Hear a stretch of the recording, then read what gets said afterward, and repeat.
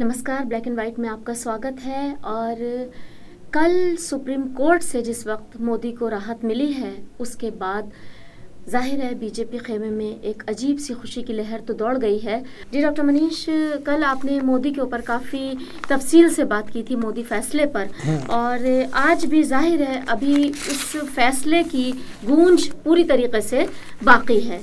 तो क्या बात कहना चाहेंगे इस मामले में? बीजेपी में खुशी की लहर दौड़ना वो वाजिब भी है और सही भी है।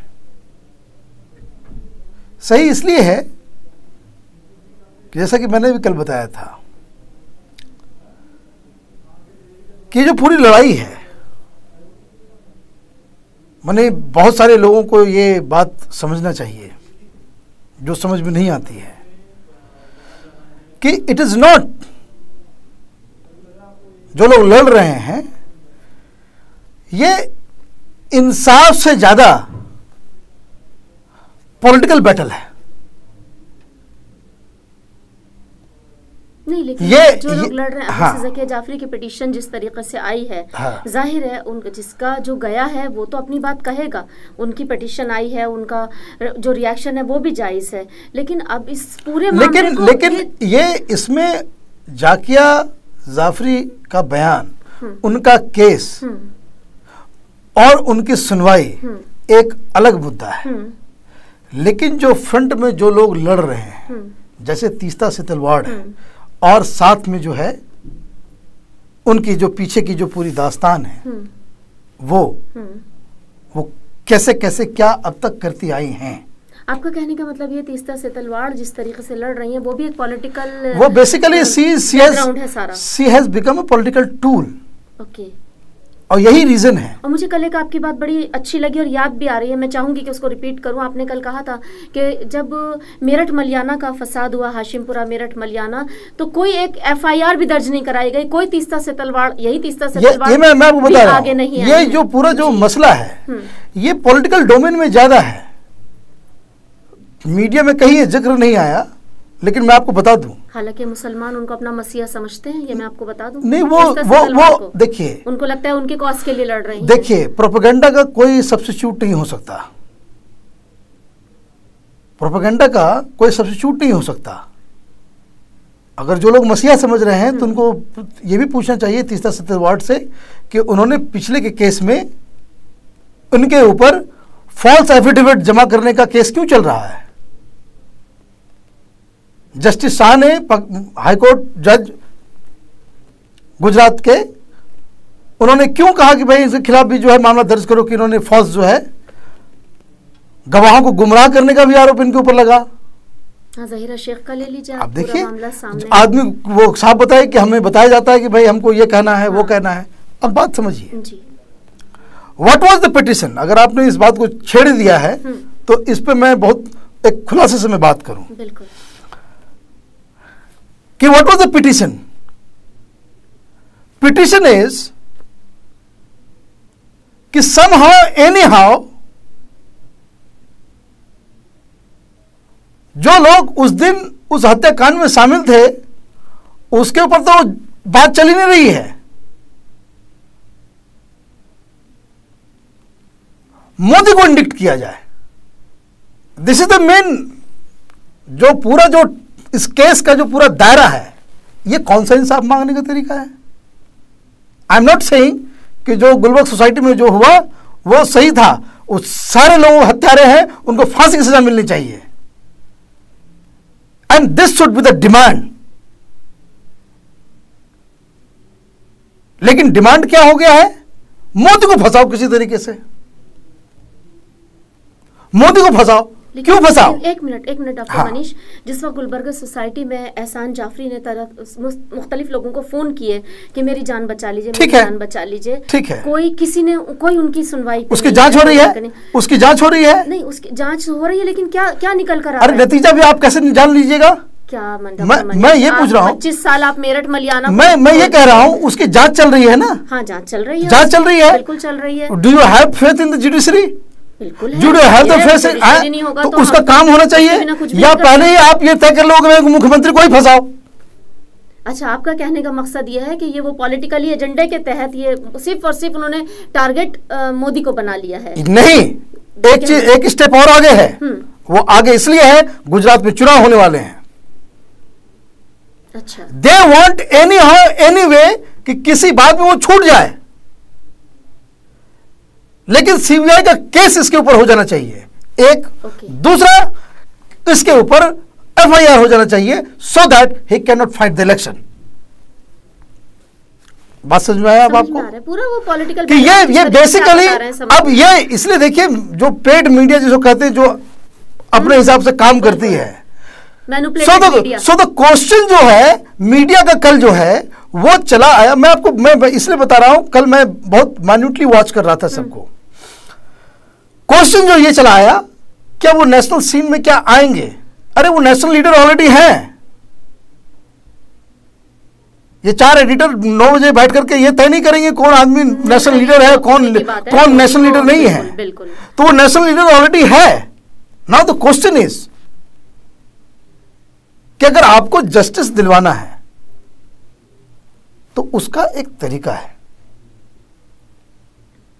बीजेपी जो खुशी मना रही है उसको भी उस तरह से रिएक्ट नहीं करना चाहिए। हाँ, लेकिन जो रिएक्शन जो है इट इज अ रिएक्शन जो कांग्रेस पार्टी और उसके साथ जो मिले जुले लोग जो उस डिजाइन में इस लड़ाई को लीगल बैटल के अलावा जो पॉलिटिकल लड़ाई लड़ रहे हैं उनके लिए वो जवाब है। एक बात बताइए डॉक्टर मनीष, मैं ये नहीं कह रही कि आप मोदी का फेवर कर रहे हैं, कहीं नहीं। आप जो चीज़ें असलियत है, जाहिर है आप हमेशा वही लेकर आते हैं, मैं उस बात से बहस नहीं कर रही हूँ। मुझे सिर्फ इतनी बात बताइए कि कहीं ना कहीं क्या मोदी इस तमाम रॉइट्स के पीछे जिम्मेदार नहीं है? जिम्मेदार है, क्यों नहीं है? Being a chief minister he should own up, he should say sorry, he should say कि भाई हमसे मिस्टेक हुआ है। और एक बात, अगर संजीव भट्ट उन पे ये इल्ज़ाम लगाते हैं कि इन्होंने कहा था कि जो हो रहा है उसमें थोड़ी ढील बढ़ती जाए, हाँ। और माइनॉरिटी के लिए उन्होंने कहा था कि माइनॉरिटी को कहो कि वो थोड़ा, मतलब माइनॉरिटी को छोड़ दिया जाए और ढील बढ़ती जाए। वो पूरा स्टेटमेंट जाहिर है हम बहुत बार डिस्कस कर चुके हैं। तो क्या संजीव भट्ट का इल्ज़ाम कहीं ना कहीं गलत है? संजीव भट्ट को पहले तो उसके ऊपर केस करना चाहिए।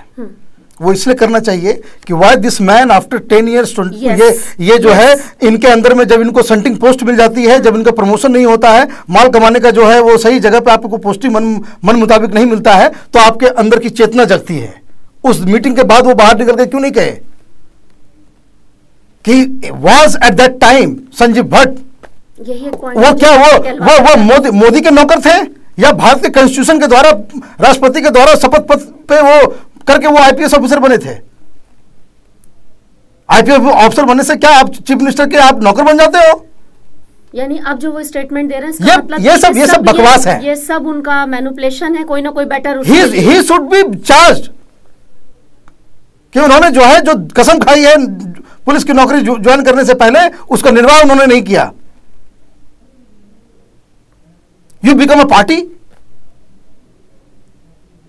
इसलिए इन लोगों के ऊपर विश्वास नहीं, क्योंकि ये लोग न्याय के लिए नहीं लड़ रहे हैं, अपने लिए लड़ रहे हैं। ये सब अपनी दुकान चला रहे हैं। सही कह रहे हैं। और एक चीज मैं बताता हूं, भारतीय जनता पार्टी हो, चाहे वो मोदी जी हो, चाहे वो आरएसएस हो, इस दंगे के इस पाप से अपने आप को मुक्त नहीं कर सकता। वो इसलिए नहीं कर सकता अपनी बेवकूफी की वजह से। मैं आपको बात और मैं बताता हूं कि दंगे होते हैं तो कौन पार्टिसिपेट करते हैं? किसी के ऊपर लिखा हुआ होता है कि ये जमात इस्लामी का आदमी है, या ये जो है यहां का आदमी है, ये जो है कांग्रेस का आदमी है, ये विश्व हिंदू परिषद का है, कि आरएसएस का है, कि बहुजन समाज पार्टी का है। उसके ऊपर गुजरात राइट्स के ऊपर बहुत सारी सोशियोलॉजिकल स्टडीज आई हैं। हाँ, जाहिर है जो ट्राइबल्स भी लड़ रहे थे। गलती क्या है? Once you are the chief minister of a state, law and order आपकी दायित्व है, और लॉ एंड ऑर्डर पे अगर आप कंट्रोल नहीं कर सकते हैं तो आपको जिम्मेदारी लेनी चाहिए। आपको उसी समय रिजाइन कर देना चाहिए था। आप मुझे एक बात और बताइए डॉक्टर मनीष, मेरे मन में जो जो शंका है, मैं प्लीज़ आप ये मत सोचिएगा कि मैं आपको आपके मुद्दे से हट देखिए, जिस तरीके से एल के अडवाणी इतने सीनियर लीडर हैं, उन्होंने रिएक्ट किया, जिस तरीके से सुषमा जी रिएक्ट कर रही हैं उस फैसले के लिए कि अग्नि परीक्षा से निकल कर आए, अग्निपथ से चल कर आए और ये सब कुछ, जिस तरीके से और बीजेपी के लीडर्स रिएक्ट कर रहे हैं, क्या आपको ऐसा लग रहा है कि इतने सीनियर लोगों को ऐसा रिएक्शन देना चाहिए? देखिए, क्या मुस्लिम तबके के जज्बात उससे मजरू नहीं होंगे? देखिए, मैं आपको बताता हूं, वो सेंसिटिव है ये मैं आपको एक और में बताता हूं, कुछ रियलिटीज को भी समझिए। एक लीगल बैटल अलग है, इंसाफ की लड़ाई अलग है। इंसाफ की लड़ाई लड़ने वाला कोई नहीं है इसमें, इंसाफ कोई नहीं चाह रहा है, सब लोग राजनीति चाह रहे हैं। एक दूसरी बात, ये रिएक्शन जो है, ये जो पूरा जो रिएक्शन है, जो अंग्रेजी मीडिया, उर्दू मीडिया या अंग्रेजी टेलीविजन चैनल जो 9 बजे जो प्रोग्राम आते हैं, आप उर्दू मीडिया को मत कहिए, अंग्रेजी मीडिया ज्यादा इसको मैं बता रहा हूँ, वो क्योंकि वो ज्यादा वो ज्यादा निकटतम है, वो ज्यादा निकटतम है। मैं बता रहा हूँ उसका कारण क्या है। अब एक आपको मैं एक पहलू बताता हूँ। You will hardly find Muslim organisations from Gujarat protesting against Modi. अगर कोई आदमी, कोई ग्रुप, कोई कम्युनिटी जो इस पूरे दंगे का रियल विक्टिम है, वो गुजरात के मुसलमान हैं। रिएक्शन गुजरात के बाहर ज्यादा है, गुजरात के अंदर कम है। दूसरे लोग ज्यादा अपनी रोटियां सेक रहे हैं। अब दूसरी बात, एक बात और मैं बहुत मजेदार बात बता रहा हूं, ये मीडिया कोई छापेगा नहीं, लेकिन मैं एक इंटरेस्टिंग फैक्ट बताता हूं। म्युनिसिपल कॉर्पोरेशंस के चुनाव होते हैं, लोकल लीडर्स के हैं, वार्ड कमिश्नर्स वगैरह बनते हैं। गुजरात में 300 मुस्लिम काउंसलर्स भारतीय जनता पार्टी मोदी के नेतृत्व में जो है वो चुनाव लड़ते हैं, मोदी उनका कैंपेन करते हैं और उनको जितवाते हैं। यही स्थानवी है, वस्तानवी, जो ये कहते हैं कि भाई मुसलमानों का जो सबसे ज्यादा ग्रोथ रेट जो है वो गुजरात में हुआ।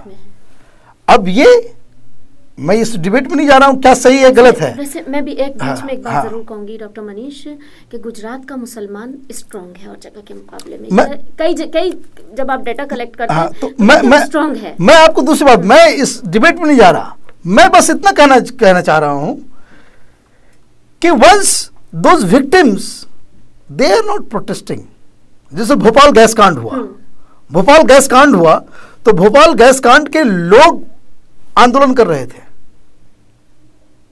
आवाज उठा रहे थे, वो मांग रख रहे थे, क्योंकि वो पीड़ित थे। यहां पीड़ित जो हैं वो कहीं न कहीं एक तरीके से, जैसा कि पिछले केसेस में देखा गया, जरा सिंह का केस जैसे था, कि they are playing into the hands of a design.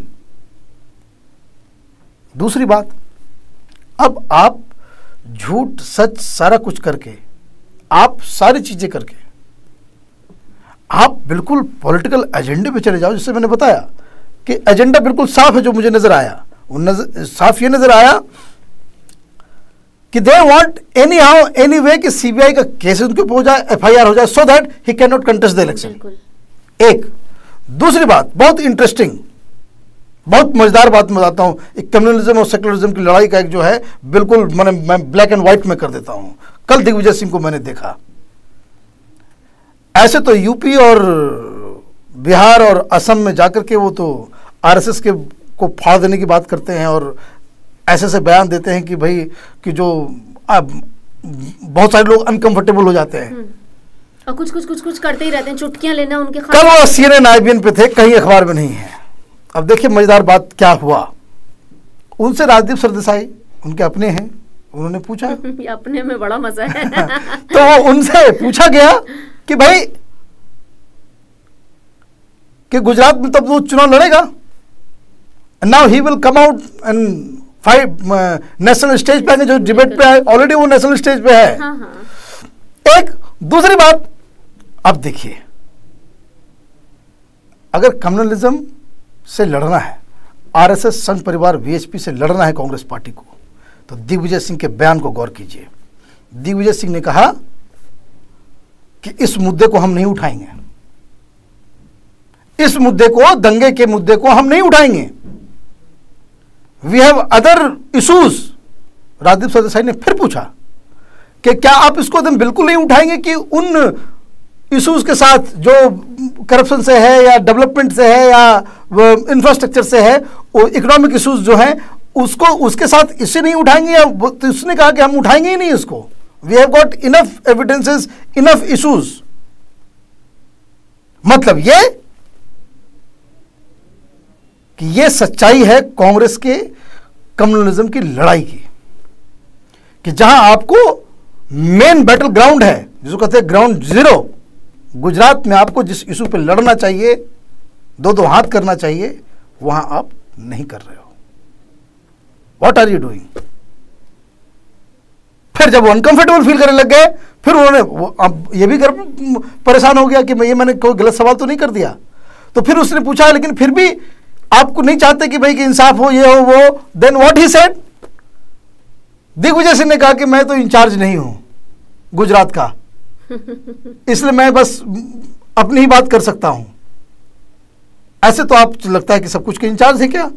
ऐसे तो किसी भी चीज पे आप बयान दे देते हो। हर चीज में अपना कोई ना कोई ऐसी चुटकी काटते हैं और निकल जाते हैं। अब आप बात समझे? जी बिल्कुल। अब क्लैरिटी, अब इसको देखिए कि किस तरीके से ये पॉलिटिकल, तो इन्होंने जो मुझे लगता है कि देयर इज अ डिजाइन कि चुनाव में हम ये सब चीज नहीं उठाएंगे, कांग्रेस पार्टी ऑफिशियली जो है दंगे की बात नहीं करेगी, वो जो है इस लड़ाई को नहीं लड़ेगी, गुजरात में जो है आरएसएस बीएचपी के खिलाफ कुछ नहीं बोलेंगे। एक मैं जमीन से जुड़ा हुआ सवाल आपसे करती हूँ, आम लोगों की तरफ से, आम मुसलमानों की तरफ से, वो ये कि इस फैसले के बाद मुसलमानों के जज्बात मजरूह तो हुए। देखिए आप ये जानते हैं कि गुजरात एक ऐसा इशू है जिसपे वो हमेशा नासूर है उनकी जिंदगी का, और वो रिश्ता रहता है हमेशा। और पॉलिटिकल, मैं समझ गया, एक मिनट, पॉलिटिकल लोग भी और हमारे रिलीजियस लोग भी उस नासूर को कुरेदते रहते हैं और उसमें से हमेशा खून रिश्ता रहता है।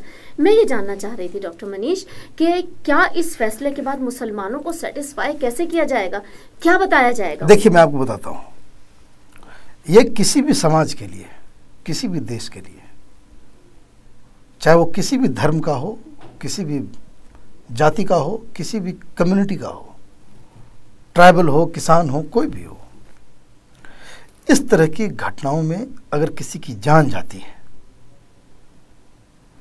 तो वो कंडेमनेबल है, उस पर कोई आदमी खुशी नहीं मना सकता। अगर आप किसी इंसान के मौत पे खुशी मनाएंगे तो आप इंसान नहीं बचे। ठीक कहा आपने। एक दूसरी बात कि जो गुजरात में हुआ उसका फैसला होना चाहिए, और ये जो जजमेंट है, अब आप देखिए ये पॉलिटिकल लड़ाई कैसे अखबार भी मिसगाइड हो जाता है।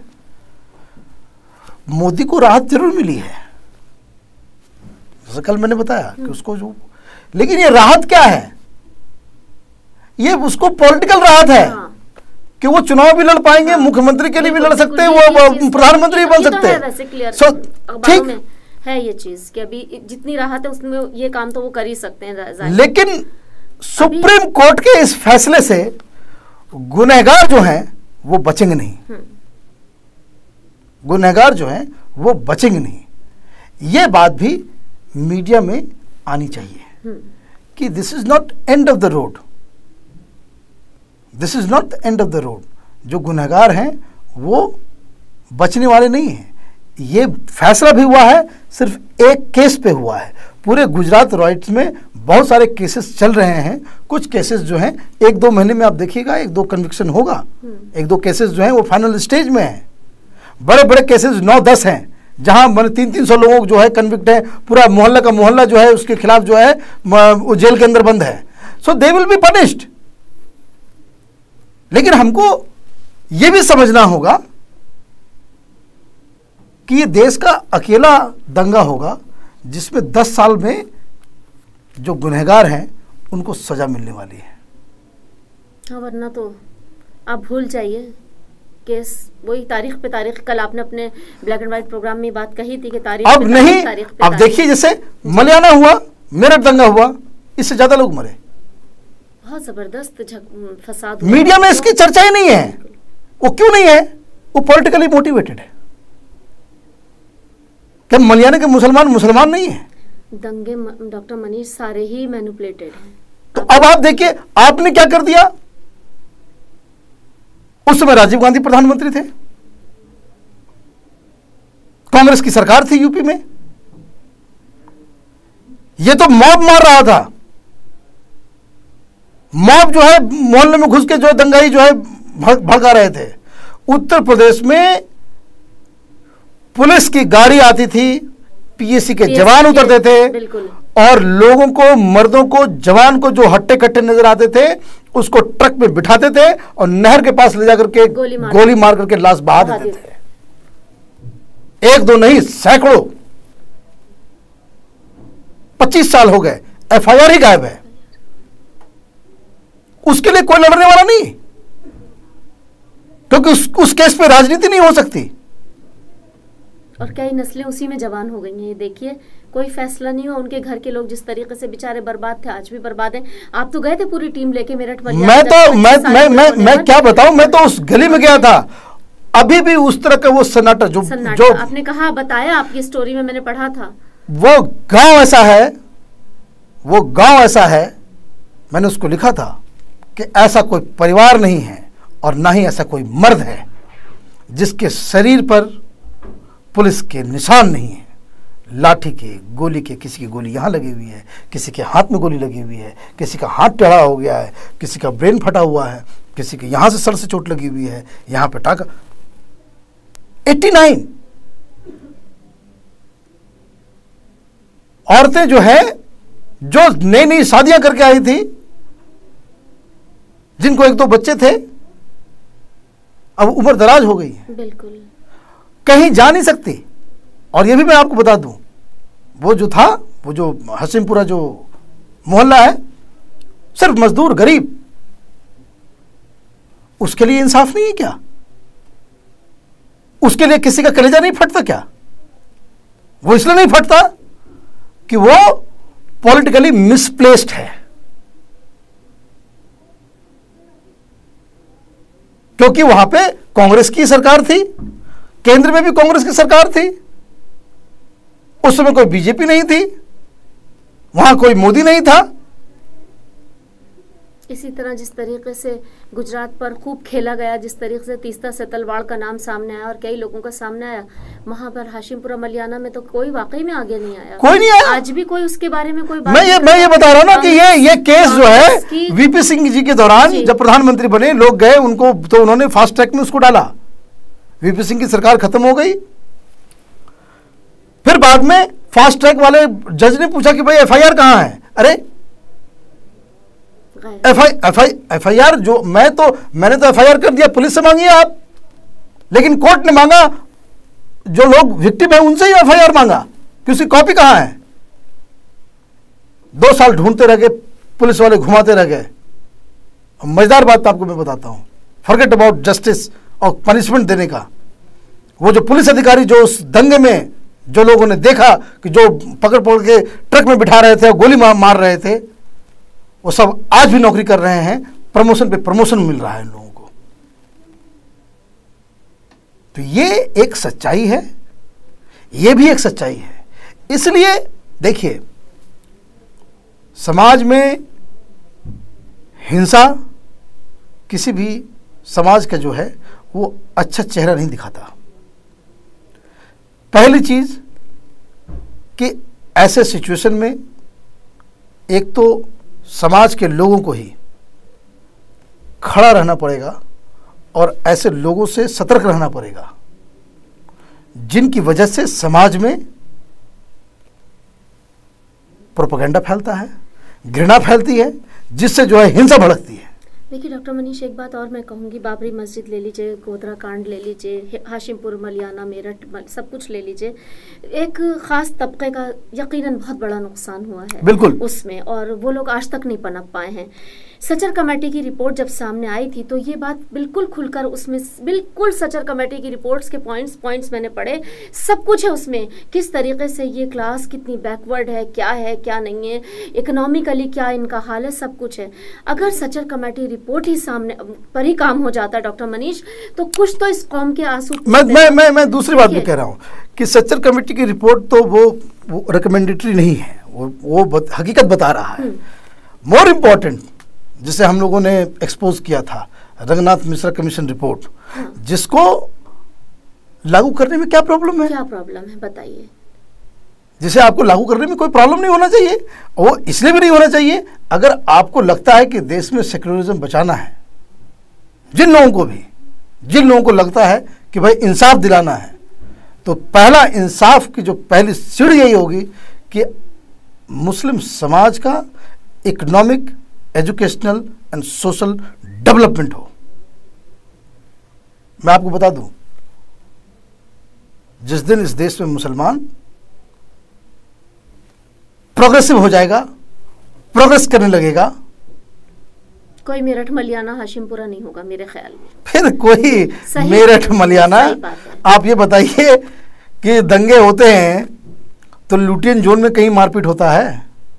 दे सेलिब्रेट। वो लोग का अपना पार्टी अगर चल रहा है तो पार्टी चल ही रहा है। तो ये जो है इकोनॉमिक प्रोस्पेरिटी जो है, it is the most important, जो बेसिक चीज है कि जो देश में जो ये समस्याएं हैं, ये समस्याओं के जड़ में वही है कि जो लड़ने वाले, लड़ाने वाले, मरने वाले और मारने वाले, they all belong to very deprived section. और जब तक इनका इकोनॉमिक स्टेक्स नहीं बढ़ाएंगे हम लोग, इनका इकोनॉमिक एक्टिविटी में पार्टिसिपेट नहीं कराएंगे, तब तक ये सब होता रहेगा। और पॉलिटिकल पार्टीज जो हैं वो अपने धंधे में लगे रहेगी, वो लोग जो है अपनी रोटियां सेकते रहेंगे। एक और अब देखिए, इकोनॉमिस्ट प्रधानमंत्री हैं हमारे, और आज आपको मैं खबर दे दूं, कल इस पर डिटेल से डिस्कस करेंगे कि जुलाई में जो है, जो इंडस्ट्रियल ग्रोथ जो है वो 3.3 हो गया। 9.8 बताया जा रहा था कि 9-10 डबल डिजिट हम टच करेंगे, 3.3 पे है पिछले महीने का। तो ऐसे में तो बड़ी समस्या है। अब लगता है कि देश में जो प्रधानमंत्री या वित्त मंत्री जो कहते हैं, उनका टेप बना करके रखना पड़ेगा कि साल भर में आप कितने झूठे वादे करते हो। डॉक्टर मनीष, अपना प्रोग्राम खत्म करते हैं। ये था हमारा आज का प्रोग्राम। कल अपने इसी प्रोग्राम में फिर हाजिर होंगे, तब तक के लिए इजाजत दीजिए।